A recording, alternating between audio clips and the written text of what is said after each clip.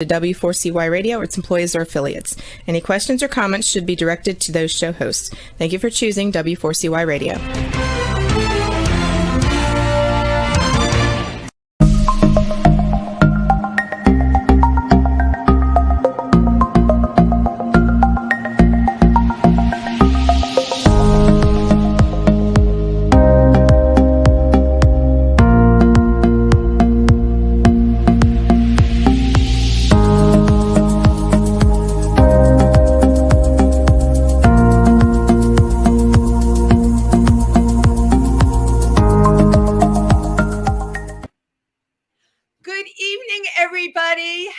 Wednesday, happy Pride, and welcome to Triversity Talk.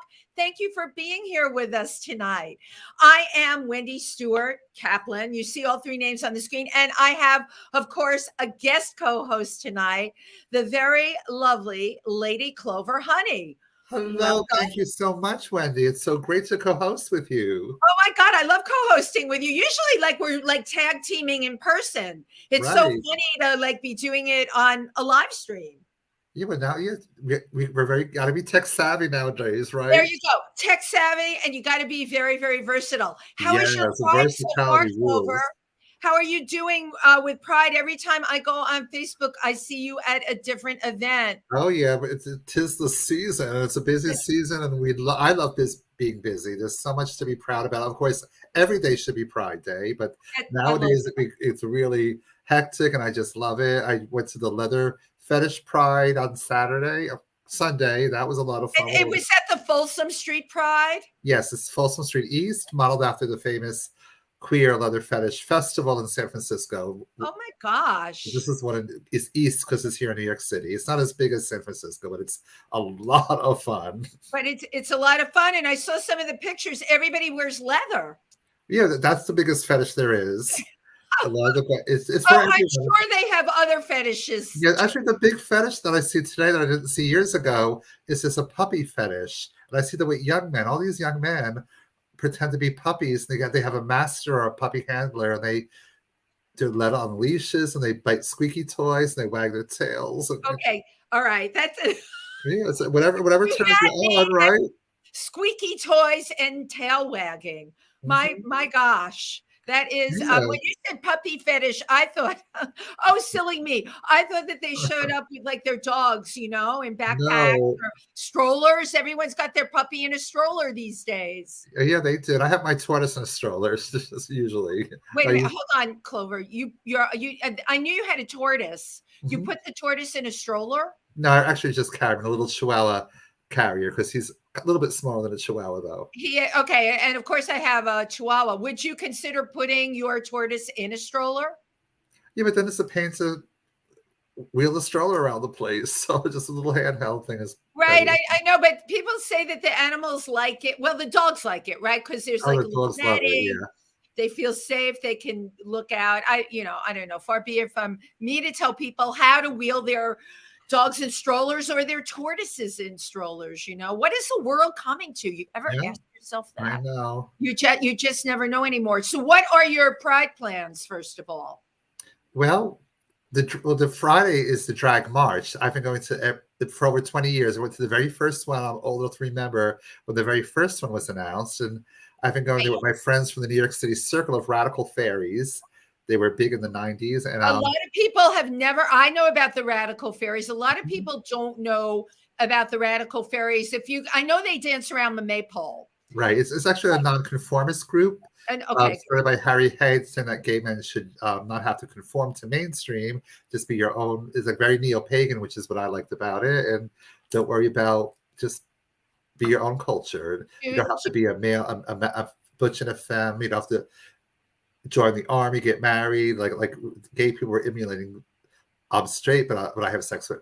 I'll be just like a straight person, a very respectable straight life, but I'll be a gay person who's just like a straight person. So everybody should like gay people if they're just the same. Right, exactly. But with the Radical Fairies, I know that there is also a very feminine side to the Radical Fairies. Oh, yes. You don't have to conform to being feminine. If you're feminine, just embrace it. Because back in the days, a lot of gay men who were feminine were embarrassed about being feminine, or they tried to not be as feminine. And just now put on a dress if you like a dress. You don't have to be a female impersonator or trans. You just be a man wearing a dress, wearing a lady's hat, wearing a pearls, and just have fun and don't conform to being anything. You just have fun and maybe not even have a label.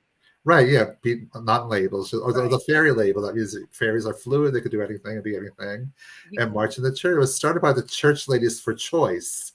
Right, I remember the Church Ladies for Choice. I have seen them march in the New York City Pride. Yeah, they were great.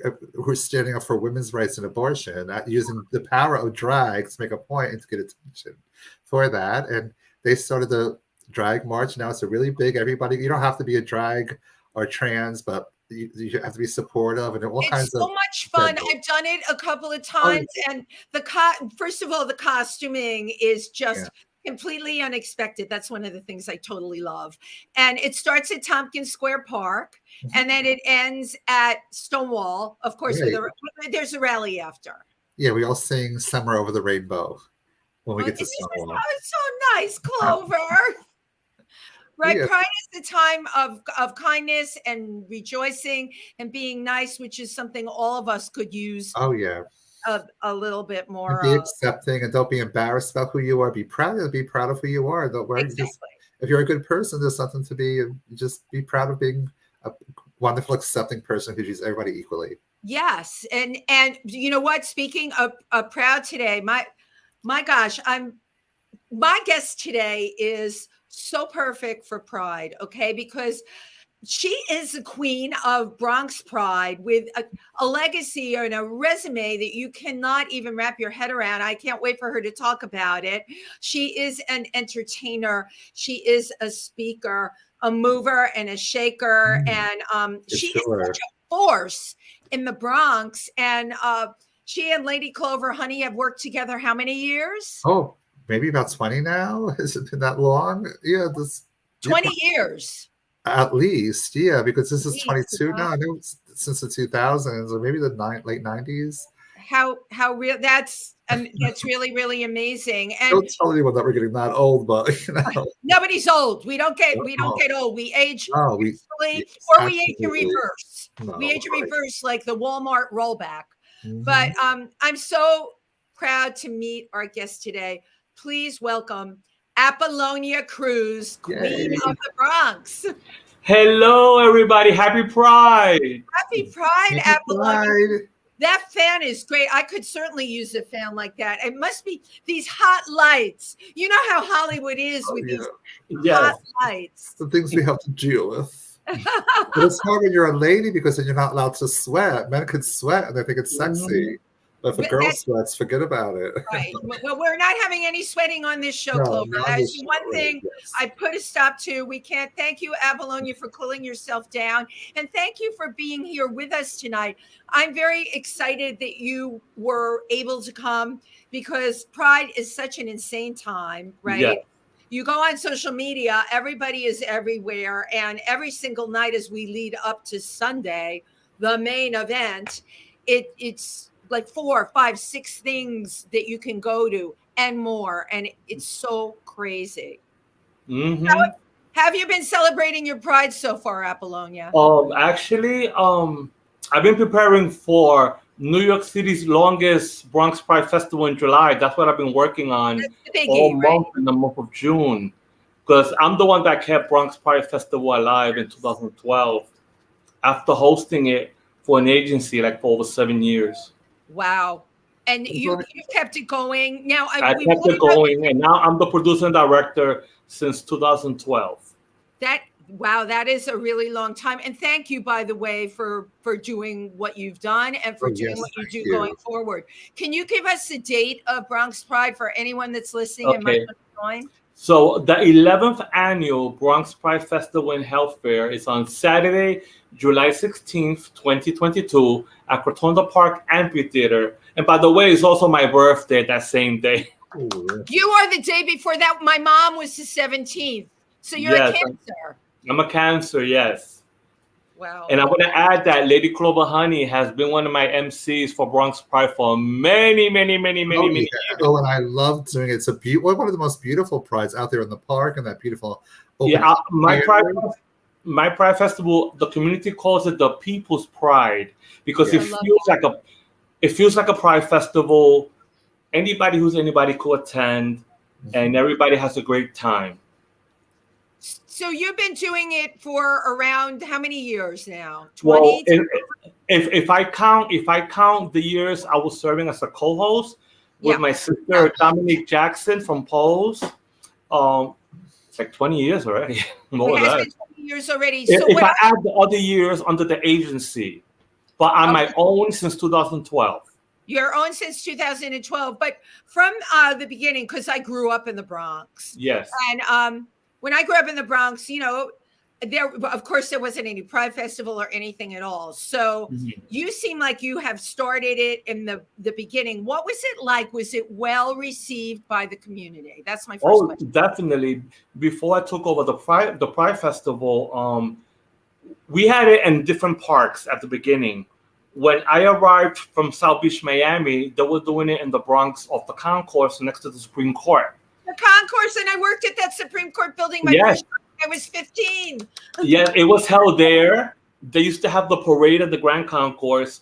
That was the first time I performed at Bronx Pride Festival. Then they, with a lot of changes with politicians and everything, they moved to Barrero Point Park on Hunts Point, one of the most beautiful waterfront parks in New York City in the Bronx, Barrero Point Park. Where the fruit market is. Yes, well, they have the pool. They have like a barge, like a pool. That was where Bronx Pride Festival started, that I started co-hosting.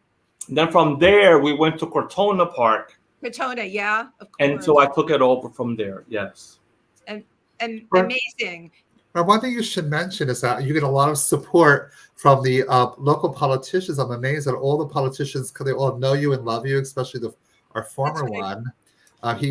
His 8 years were up, and that there's a brand new one. Is that right?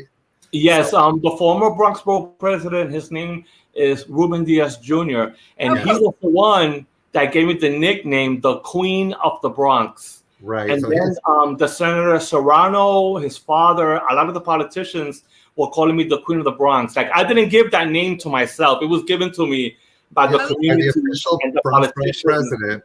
For my contribution there, you could tell all the politicians love you. They're so supportive of the festival. No thanks to you. I'm very fortunate. That amazes me, and the police department too. Well, both of you think that having, not everybody is so savvy at having those kind of relationships, right? And I would assume a lot of the politicians, maybe never thought about the LGBTQ plus community. What is it about you, Appolonia, that makes you such a great, I call that a connector. What makes you such a great connector, do you think? I think it's because I am very inclusive. I remember when I came from South Beach, Miami, the Pride festivals in the other boroughs wouldn't book a drag queen if she lived in a different borough. Oh, Lord. Like, that's how it was back then. They might deny it, but I remember. But when I took over Bronx Pride Festival in July, I didn't care if you was from Washington Heights and Manhattan or if you came from Queens. I'm very inclusive. One of our co-hosts, his name is Tim Moss. Tim Moss lives on Washington Heights. And Tim Moss, I introduced him to the Bronx, and the rest is history. And it is so funny because, I co-host If These Walls Could Talk with Tim Moss. And today, one of the things we talked about, we opened the show talking about both of you and Tim's connection. And it is so ironic to me that I would be doing a show with Tim, who's from Indiana originally. Like, it's so funny. Think about that, how everyone's paths cross if you are open to being inclusive. And I think you brought up a good subject, Appolonia, that how do we become more inclusive in our own community? Like in the LGBTQ plus. Tell me what you see in terms of people's relationships. I think that I'm setting an example to other Pride festivals because I'm not funded. I'm not an agency. I was the co-host to the director of the festival. I think that I set an example about being inclusive. There's no ego trips with me. No ego trip. I hosted every Pride festival imaginable in New York City and New Jersey. Love it. All right. And I'm showing the generation, especially the new ones, because the new ones, they're starting out now and they have this air about them. I'm like, no. You still got a long way to go, darling. Let's bring it down a notch. Learn from me. So I try to teach the people that, yes, I do what I do for the community, but Clover knows I'm one of the most down-to-earth persons you'll ever meet in your life. Behind the scenes, which really counts, because on stage, everybody could act. But That's Clover right. knows behind the scenes. She's never seen me go crazy behind the scenes. Nope. That's not me. Right. I have a passion with what I do for the community. I also fought for marriage equality. So, I've been involved for a long time. Right. I get that feeling. And you just said something about being great behind the scenes. That's so important in terms of relationships with politicians and relationships with your performers. By the way, I have only ever heard amazing things about you. Thank you. All lies. No, it's all true. Everybody loves Appolonia, and thank you. Clover and Tim have spoken fondly of you, but there have been many others. So, yes, girl, your reputation is squeaky clean. Yes. Well, that's why. Remember, speaking of politicians, I remember when the Senate gave you an award that for all that you do for the arts community and the LGBT community, and I even gave one to me and Tim Moss as well. I honored Tim Moss. I honored Lady Clover also, thanks to the New York Senate with an award as well, because I never told Clover this. She's gonna be shocked, but Clover inspires me. Since I first met her, she's an inspiration in my life. And the same thing with Tim Moss, and I know I inspired them as well. Yes. And we work so well together. You know why, Wendy? Because we share the same passion. Yes. We share the same passion, and that's very important. If you don't have the passion and the drive, we're in the wrong place if we don't have that. Mm-hmm. Well, but you know what? You brought out something earlier with some of the younger kids that come along. They may have the passion, they may have the drive, but they arrive on the scene with the attitude. And you can't have that, especially now more than ever. We're seeing politically rights that everyone has fought for, the possibility that they could be rolled back now. Right. Mm-hmm. This is in many ways a very scary time. So it's very important that we have everybody on board at this time. No jealousy, no attitudes. Right. No jealousy, no attitude. And you all paved the way. You paved the way for that generation to come along. So they got some mighty big shoes to fill. Yes. I want to add that I've scolded a couple of politicians behind the scenes. I really have. If I'm not happy with something, I'll speak to them. And they'll tell me, Apple, we're going to correct this. I'm like, okay. And I keep it moving. And I don't even bring their names on social media or nothing. I speak to them privately. As you should.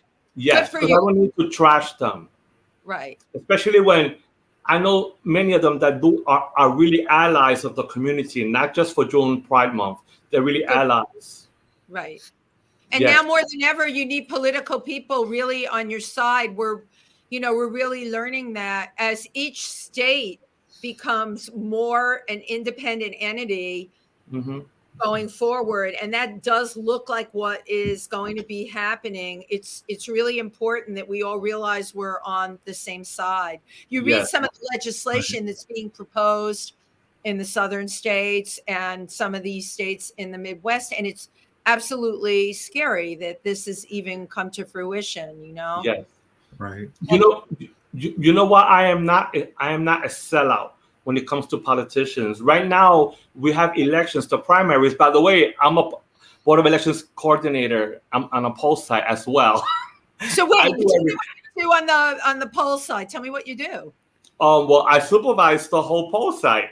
I'm a coordinator. Oh, wow. I wish I could do it like this.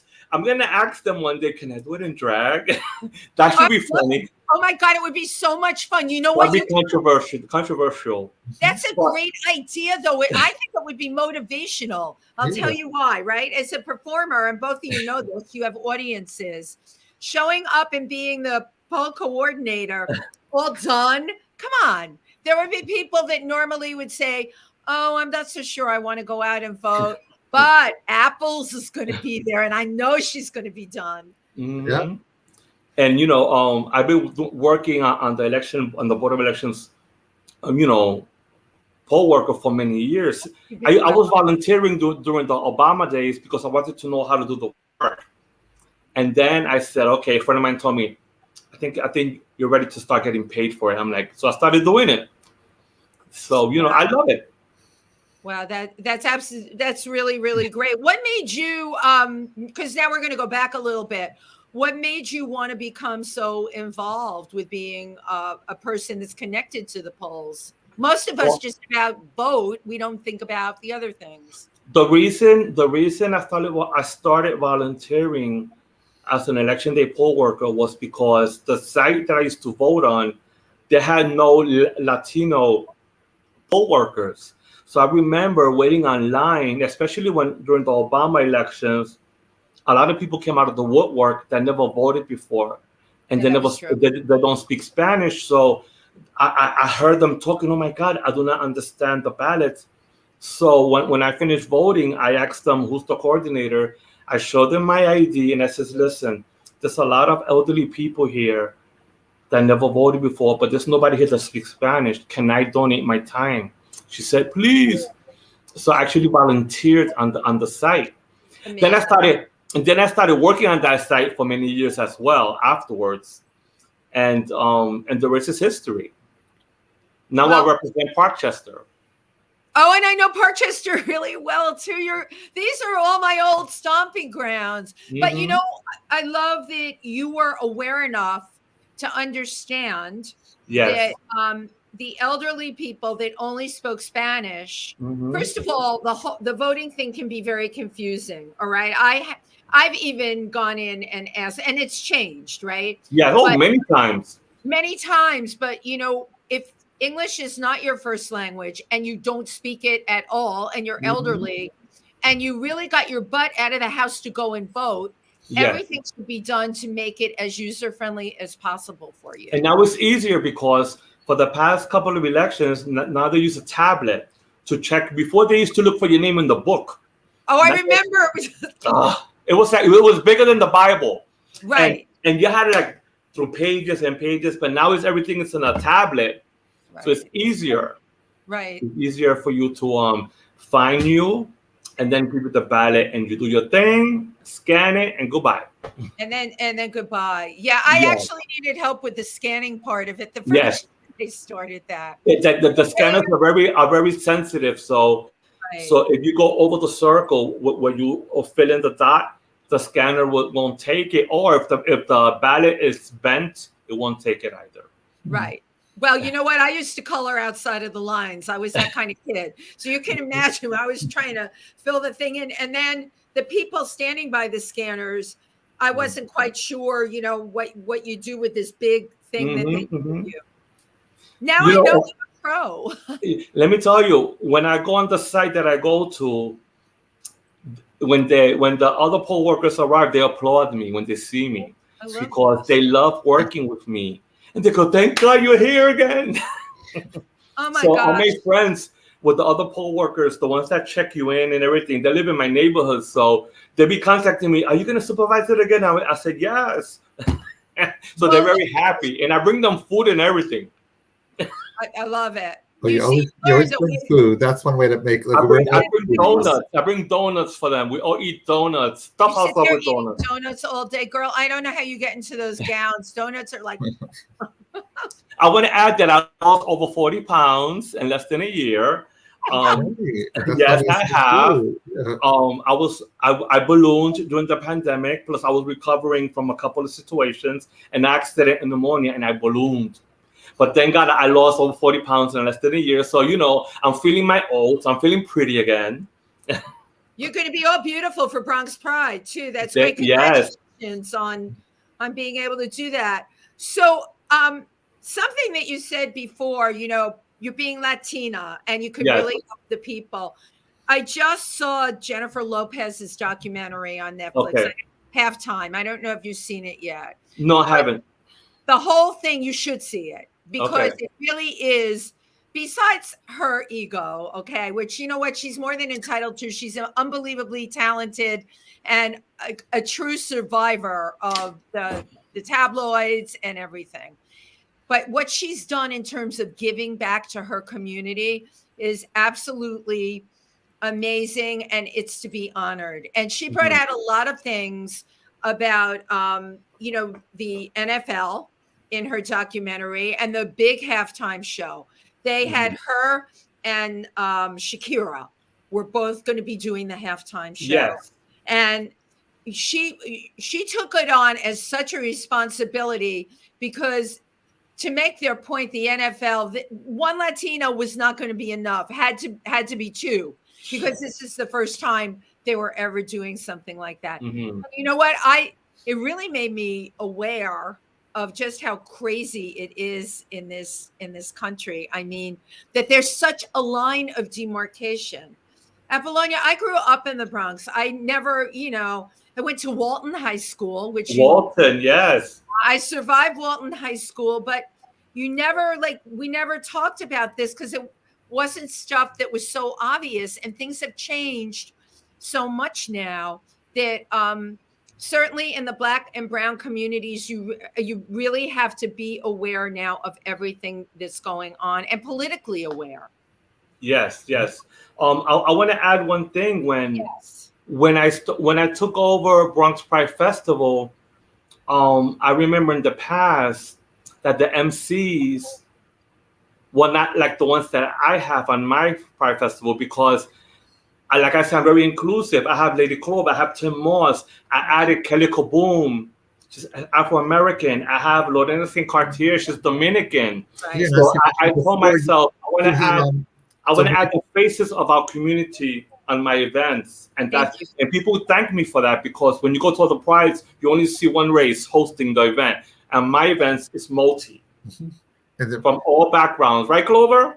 Yeah, and we'll mention you had Dominique Jackson before she became a famous television star. Before she became Hollywood, honey. I love her. She still supports it. She makes appearances even after she's cast in this TV series, and she's amazing. And not before the TV producers. What's his name again? I forgot the name of the producer of Pose and American Horror Story. Oh, right.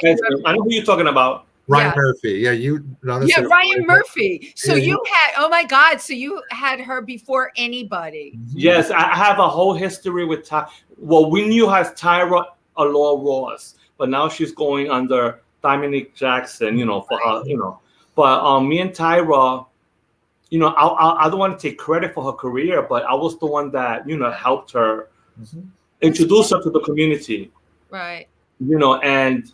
And I invited her to be my co-host when I hosted the last ever Marriage Equality March in New York City, and I invited her, Dominique Jackson, to be my co-host. So we made history hosting the last marriage equality before it became law.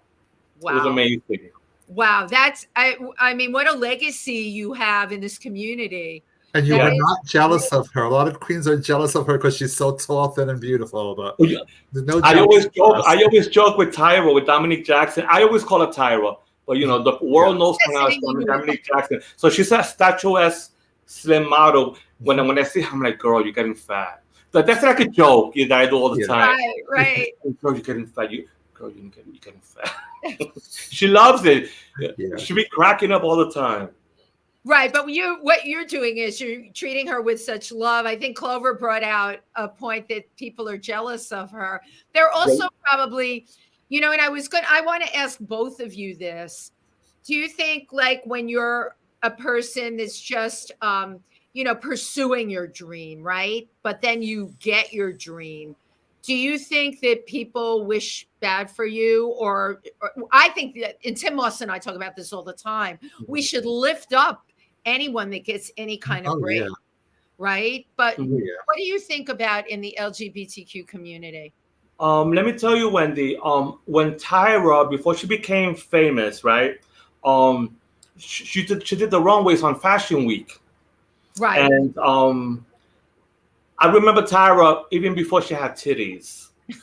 Okay, wait, hold. I have to stop you right there. That's a T-shirt. I remember Tyra ... before she had titties. Yeah, before she transformed into a beautiful butterfly. And I remember Tyra. I would give her a lot of advice. I always give it. Corva knows I give a lot of advice to those that I care for.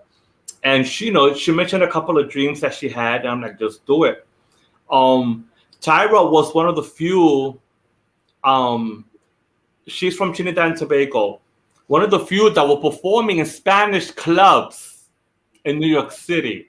Because a lot of the Spanish clubs wouldn't hire the Black girls. No, they only wanted Spanish girls. They wouldn't. Yeah, they'll hire the skin tone Black girl, but Black girls, from other countries. Forget it.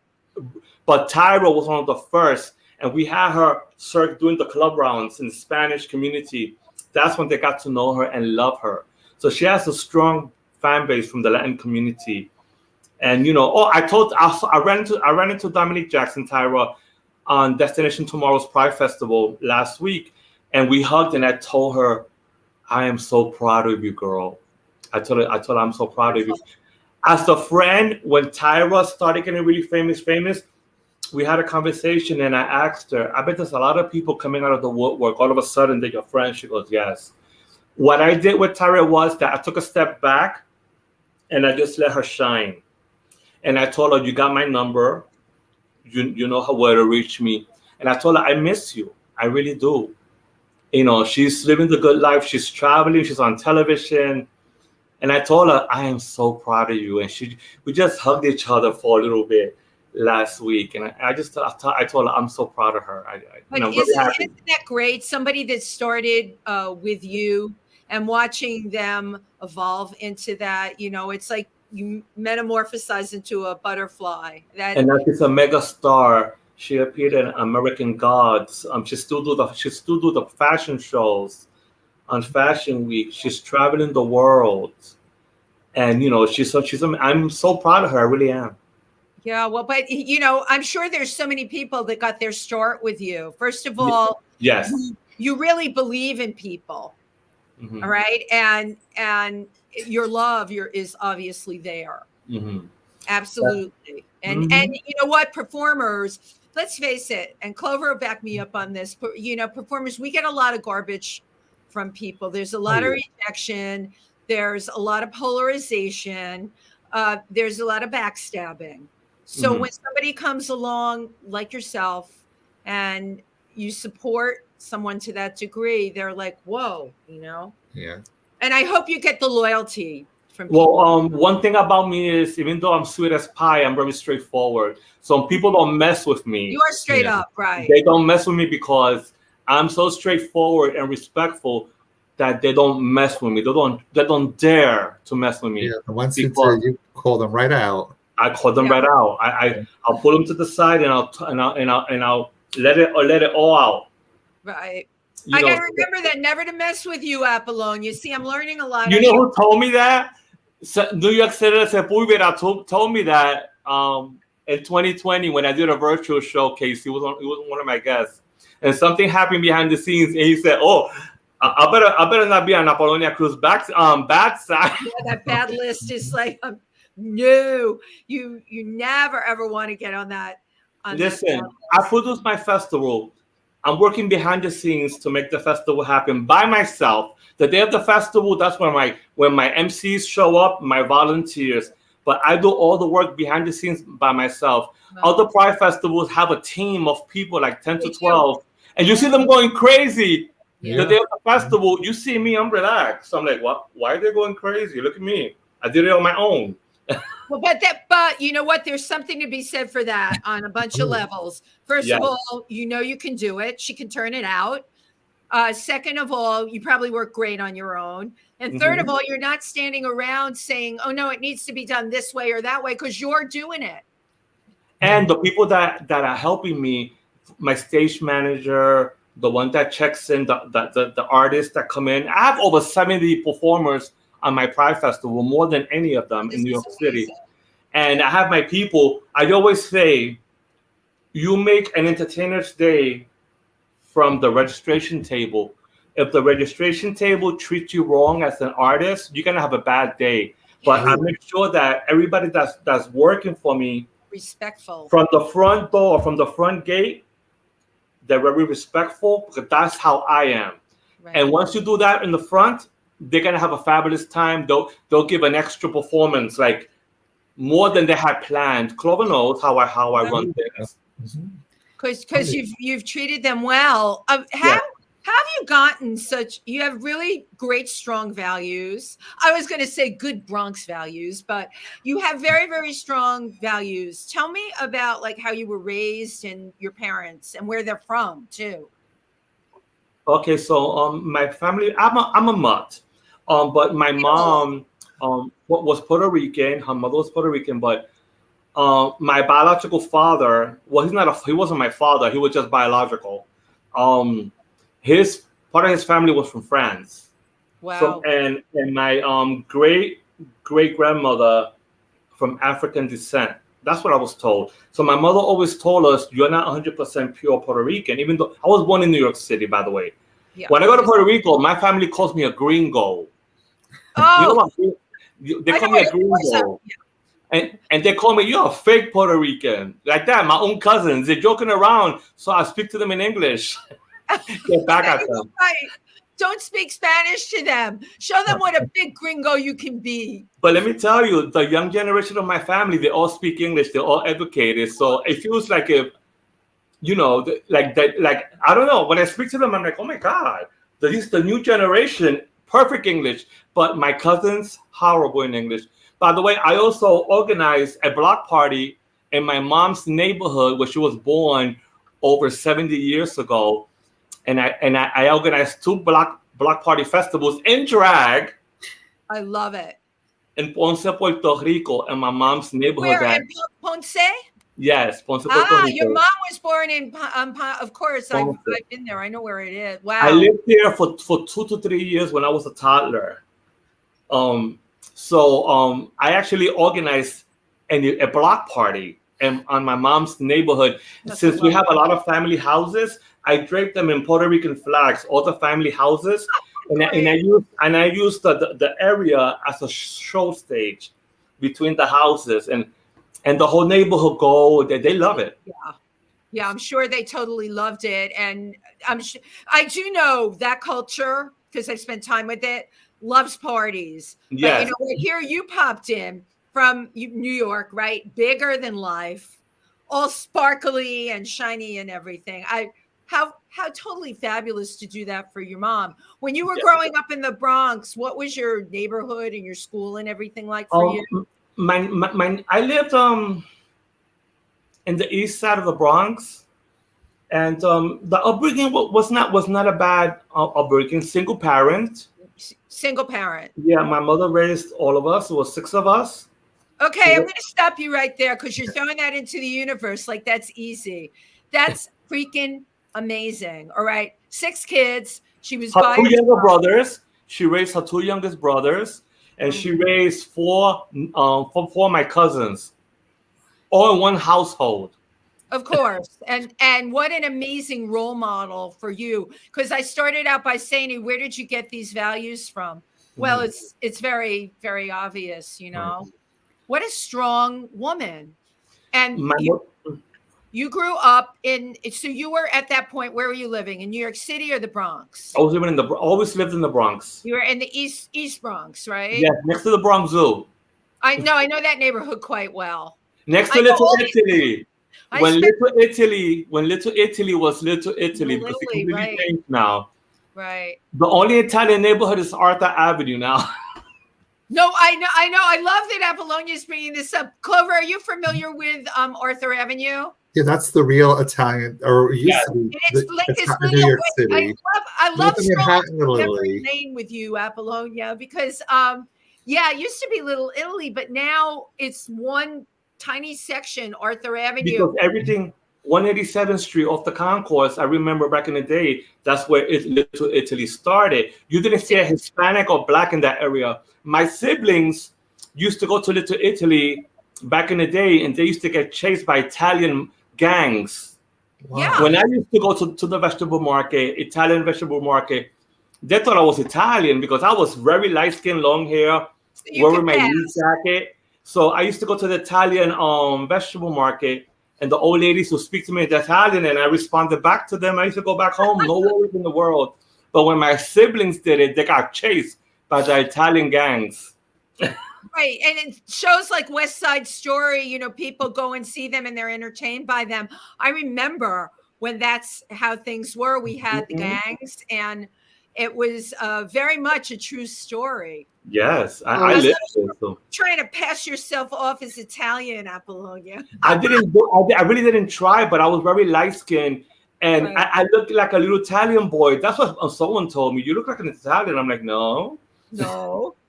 You know, and I wear my Lee jacket, my Lee jeans, and my light skin, you know, and I should just walk around with no problem. And no problem at all. So at what age did you realize that you didn't want to be a cisgender male? What was going on in your head? Well, I had girlfriends when I was a teenager. No matter of fact, I had the best looking girlfriends that all my cousins had, then all my brothers had, my uncles. They were like, and I used to look at them and used to go, you like?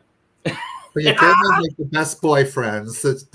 Well, they used to call me G. Shopping with the girl, they won't pressure her for sex all the time. So. Actually, at that time I was dating girls and I liked boys. And I'm just gonna say that the hottest, you know, in every neighborhood in the Bronx, this one hot guy, that was the one I was messing with.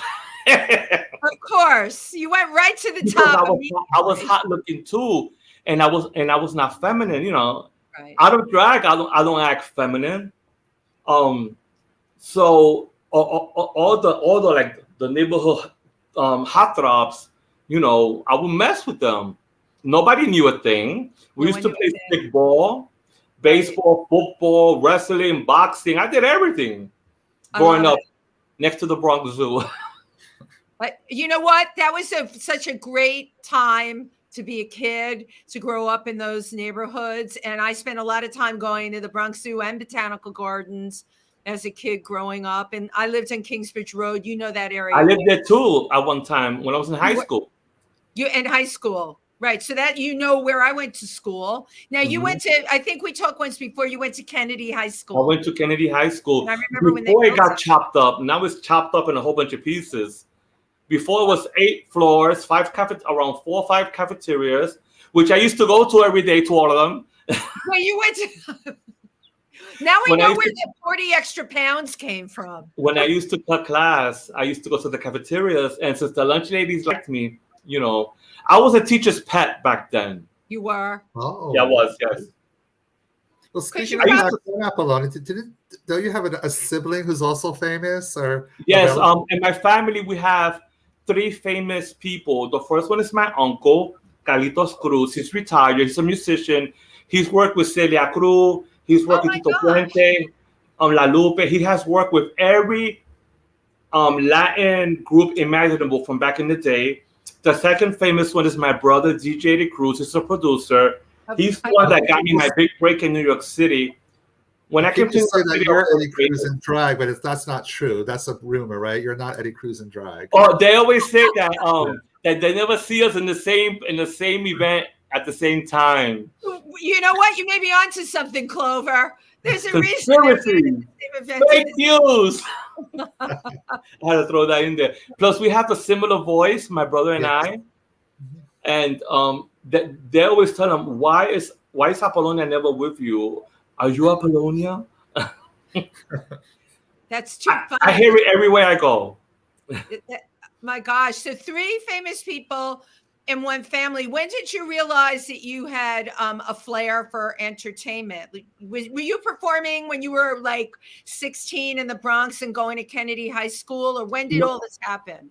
Well, we had a lot of parties at the house, at my apartment. My aunt, my uncle's wife, the one, he retired. He's very well known. She was a socialite. So she had the best clothes and the best wigs and the platform heels. So when we were all little, when we played dress up with all her clothes. Even her brothers, her straight brothers used to put the wigs on and give a show. So we were always performing at the house. Just us, the whole group, just us giving shows. We weren't calling it drag shows. We were just having fun. Right. And you love performing from the time you were a kid. So but when did it take on more of like a serious aspect? Because I know you went to Miami. Did they? Yes, I live in South Beach. Well, I was a club kid back in the day. Okay. I used to do gender bending roles. Do you know what that means? Apollonia, do you know who you're talking to? You're the biggest drag queen in the world. I certainly am. There's no better for me on that spectrum. But enough about me.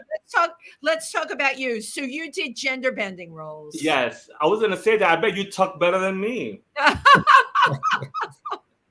Yes, I did gender bending roles. I used to wear military jackets, spiky hair. Love it.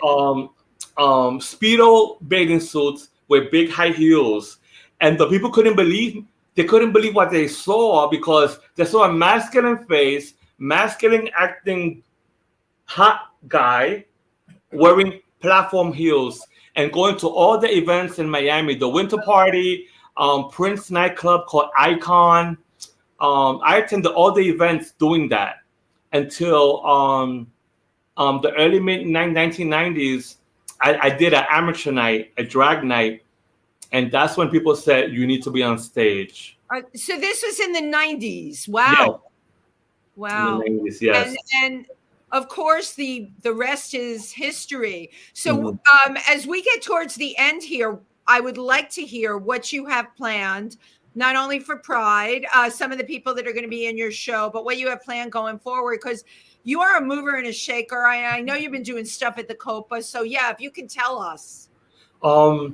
Unfortunately, we're still in the pandemic. So many of my sponsors, the ones that really help out, they took a step back because of the pandemic.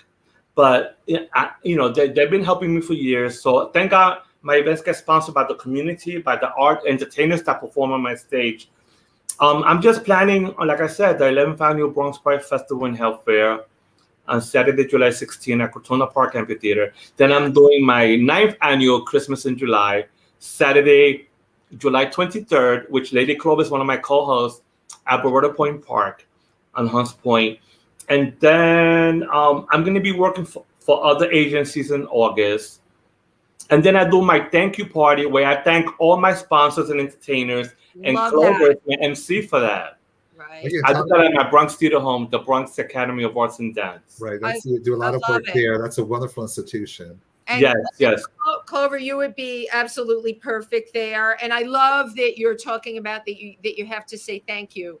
I think people all too often forget that you have to have the gratitude and you have to say thank you. And that is why, Appolonia Cruz, you are Queen of the Bronx and then some. And beyond. You know what? Your power goes really beyond the Bronx. And not only do I do my thank you party in September, I do a barbecue picnic that I invite my entertainers, sponsors, and entertainers only. A barbecue, and I actually barbecue myself, feeding them, and then they just play dominoes and everything. We do it on the beach. But because of the pandemic, I didn't do it the past 2 years. But it's coming back. Clover, I'll send you the info. It's a private event. That sounds not great. public. I cannot afford it. Hope I get invited to at least one thing. Most definitely. It's been really great having you, Clover. Thank you so much. My pleasure. You. I can't think of two people that I wouldn't want to have more on the show with Pride happening. And yes, we're not out of the pandemic yet, but hopefully we are getting really close. Can I add my email address? Can I say my email? Yes. For those people in the community that would like to hire me for the next event, it's Appolonia Cruz, APPOLONIACSNCAT@yahoo.com. And for those that want to perform at Bronx Pride Festival, it's Bronx Pride Festival Cortona Park @gmail.com. And if anybody needs to reach Appolonia, you can also exactly. Wendy Stewart on Facebook. I'm all over the place. You can actually private message me, and I will definitely get back to you, and I will hook you up. Yes, I will. Thank you both today. Really great. Happy Pride, everybody, and good night. Good night. Happy Pride. Thank you to your tech people.